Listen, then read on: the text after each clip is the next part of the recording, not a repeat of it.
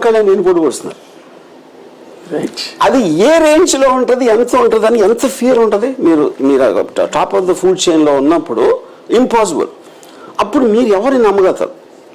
మిమ్మల్ని మీరే నమ్ముకోలేదు, పక్క వాళ్ళు నమ్మటం మానేసేయండి.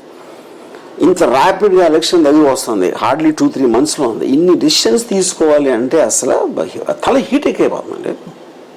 అసలు it's not a joke to take those decisions. ఎందుకంటే తను కన్సిస్టెన్సీతో ఉండలేదు.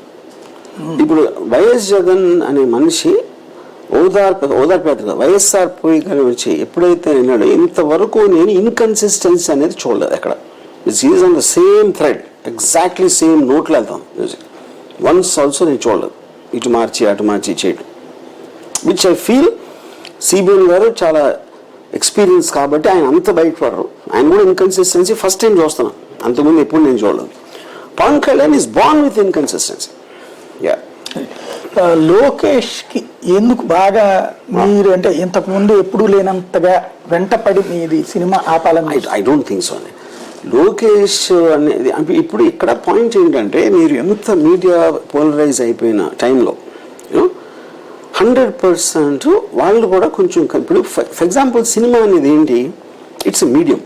ఇప్పుడు నేను మీతో మాట్లాడచ్చు, లేకపోతే నేను ఏదో బుక్ రాయొచ్చు, లేకపోతే ఏదో ఆర్టికల్ రాయొచ్చు న్యూస్ పేపర్లో, లేకపోతే డిబేట్లో పాల్గొని నా ఒపీనియన్ చెప్పచ్చు, అలాగే సినిమా తీయచ్చు.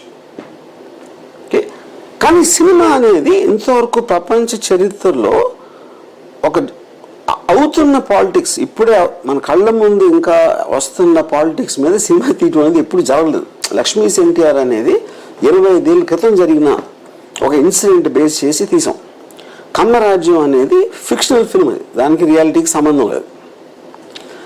ఇది రియల్ పీపుల్, రియల్ పాలిటిక్స్, ఇప్పుడు జరుగుతున్న మన కళ్ళ ముందు జరుగుతున్న దాని మీద సినిమా తీయటం అనేది ఇంతవరకు జరగలేదు.